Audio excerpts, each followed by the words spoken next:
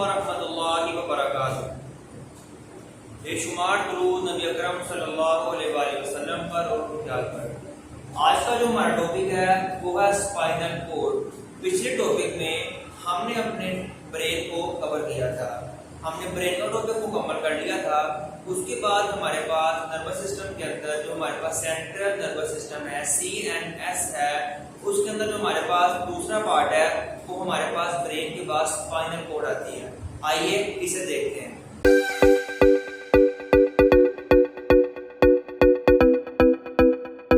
हमारे पास जो spinal cord है वो एक बंडल ऑफ नर्व्स है जो कि हमारे ब्रेन के स्टेम से शुरू होता है और लोअर बैक तक जाता है।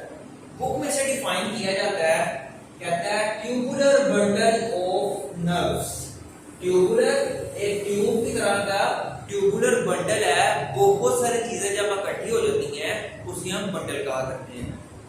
Tubular bundle of nerves, bundle of nerves है, बहुत सारी नर्व्स का इकट्ठी हो गई है एक जगह पर, बंडल बन चुका है नर्व का। Which start from brain stem. Brain stem क्या होती है?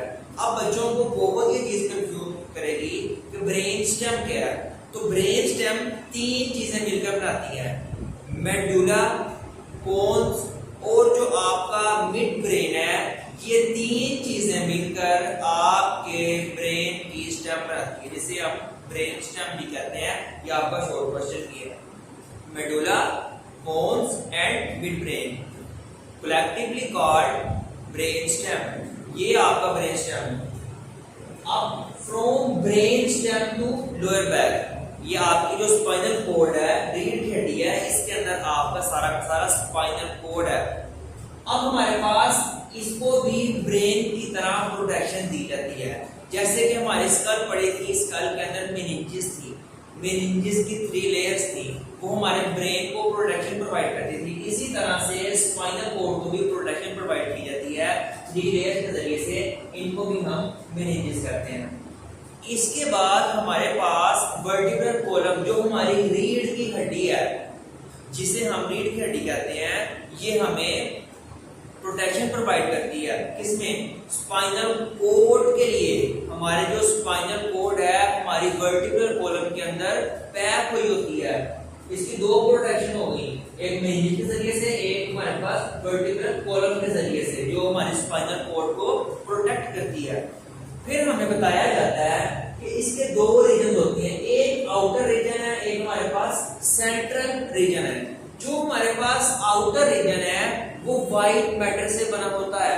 जो हमारे पास इसका सेंट्रल रीजन है बटरफ्लाई लाइक है, तितली की तरह का है, वो हमारे पास ग्रे मैटर से बना होता है। जो आउटर रीजन व्हाइट मैटर कहलाता है वो हमारे पास माइलिनेटेड एक्सोन्स रखता है। हमने ये मेरे ख्याल से ब्रेन में पढ़ा था, myelinated and non myelinated exons. अच्छा, इसका जो सेंट्रल रीजन है, ये मेरे पास ये आउटर रीजन है और ये मेरे पास सेंट्रल रीजन है। जो बटरफ्लाई लाइक आपको दिखाया जा रहा है, ये सारा का सारा क्या हमारे पास सेंट्रल रीजन है, बटरफ्लाई लाइक। ये हमारे पास ग्रे मैटर है। ग्रे मैटर कौन सा हमारे पास? Central region. हमारे पास व्हाइट मैटर कौन सा? हमारे पास आउटर रीजन। अच्छा, अब इसके पास न्यूरॉन्स एंड सेल बॉडी होती है ग्रे मैटर के पास। ये हमारे पास जो ग्रे मैटर है ये अदरवाइज है बटरफ्लाई लाइक है, और इसके पास न्यूरॉन सेल बॉडी होती है। इसके बाद हमें बताता है कि जो आपकी स्पाइनल कोड है इससे 31 pair of spinal nerve generate होते हैं, निकलते हैं। 31 पेयर्स की बात कर रहा है।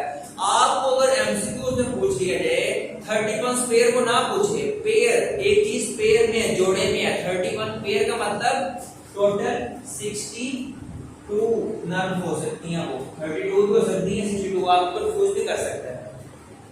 अब मैं आपको थोड़ा सा इसका डायग्राम समझाता हूं, जिससे आपको अच्छे तरीके से समझ आए कि स्पाइनल कोड का स्ट्रक्चर है किस तरह का। सबसे पहले वो आपको बात करता है, इसका आउटर रीजन है जो व्हाइट मैटर है, आउटर रीजन व्हाइट मैटर। जो इनर रीजन है, सेंट्रल रीजन है, वो ग्रे मैटर है। ये ग्रे मैटर है सारा, ये ग्रे मैटर है। ये बटरफ्लाई लाइक आपको दिखाया जा रहा है, ये सारा का सारा क्या है? ग्रे मैटर है। अब दूसरी बात करते से नर्व जनरेट होती है। क्या है ये देखिए, इसके दो तरह के रूट्स हैं। एक हमारे पास डोर्सल रूट है जहां से नर्व इंपल्स आती है, एक हमारे पास वेंट्रल रूट है। जो हमारे पास डोर्सल रूट है इसके पास गैंग्लियन होते हैं। What is meant by ganglion? हम पढ़ के आए थे प्रीवियस लेक्चर में, जब बहुत सारी सेल बॉडीज एक्सॉन्स की मिल जाती हैं, वो मिलकर क्या बनाती हैं? गैंग्लियन। जबकि हमारे पास बहुत सारे एक्सॉन्स मिलकर क्या बनाते हैं? नर्व। ये उसकी बात कर रहा है, ये हमारे पास गैंग्लियन होता है। ये फॉर्म करता है किसको? जो हमारे पास डोर्सल रूट है उसके पास कौन से न्यूरॉन्स होते हैं? सेंसरी न्यूरॉन्स होते हैं। The dorsal root of spinal cord contains sensory neurons। Sensory neuron होते हैं इसके पास, और इसके पास गैंग्लियन होता है। और ये नर्व इंपल्स को टुवर्ड रिसेप्टर, फ्रॉम रिसेप्टर से स्पाइनल कॉर्ड की तरफ लेकर आती है। दूसरा हमारे पास वेंट्रल रूट है, एक डोर्सल रूट है, दूसरा हमारे पास वेंट्रल रूट है। वेंट्रल जो रूट है वो टुवर्ड्स इफेक्टर लेके जाता है, यानी ये पैगाम लेकर जाता है। अच्छा, इसके पास जो से न्यूरॉन्स हैं वो मोटर न्यूरॉन्स पाए जाते हैं। इसके पास वेंट्रल रूट के पास, जो वेंट्रल रूट है इसके पास हमारे पास मोटर न्यूरॉन्स पाए जाते हैं, और इसके पास सेल बॉडीज होती हैं, और ये टुवर्ड इफेक्टर को नर्व पल्स को लेकर जाता है। White matter, grey matter, internal region, external region, motor neuron होते हैं जिसके पास वेंट्रल रूट के पास, सेंसरी न्यूरॉन जिसके पास होते हैं डोर्सल रूट के पास, गैंग्लियन किसके पास होते हैं? सेंसरी न्यूरॉन डोर्सल रूट के पास। अच्छा, अब ये देखें, एक हमारे पास मोटर न्यूरॉन आ रहे हैं और एक हमारे पास सेंसरी न्यूरॉन आ रहे हैं। आगे जाके ये दोनों मिक्स हो गए हैं। देखें आप, अब हमने एक चीज पढ़ी थी, ऐसी नर्व्स जोन सी दोनों तरह के एक्सॉन्स रखती हैं, मोटर भी और इंटर भी, यानी सेंसरी भी और मोटर भी। वो होती है मिक्स्ड नर्व्स। इसलिए वो आपकी बुक में जिक्र कर रहा है, मिक्स्ड नर्व्स का जिक्र कर रहा है आपकी बॉडी में। अच्छा, अब हमारे पास इसके साइज का जिक्र किया जाता है। रफली जो इसका साइज है हमारी स्पाइनल कॉर्ड का 40 सेंटीमीटर लॉन्ग होती है, 40 सेंटीमीटर ये लंबी होती है, लंबाई की तौर पे। और हमारे पास अगर इसकी चौड़ाई का देखा जाए, चौड़ाई को नापा जाए, वो हमारे पास एक अंगूठे की तरह होती है। एक अंगूठे की जितनी चौड़ाई होती है उसकी चौड़ाई की तरह होती है spinal cord, thumb like fit होती है इसकी। ये हमने रूट्स पढ़ लिए इसके, dorsal root and ventral root, इसका आप लिखते हैं। अब हमारे पास लास्ट में इसका फंक्शन आता है। फंक्शन क्या है इसका, काम क्या करती है? ये करता है, ये हमारे पास हमारे ब्रेन को और हमारे पास जो रेस्ट ऑफ द बॉडी है, जितनी ज्यादा ब्रेन से नीचे, दोनों को कनेक्ट करने का काम करती है, दोनों का कनेक्शन राब्ता करवाती है।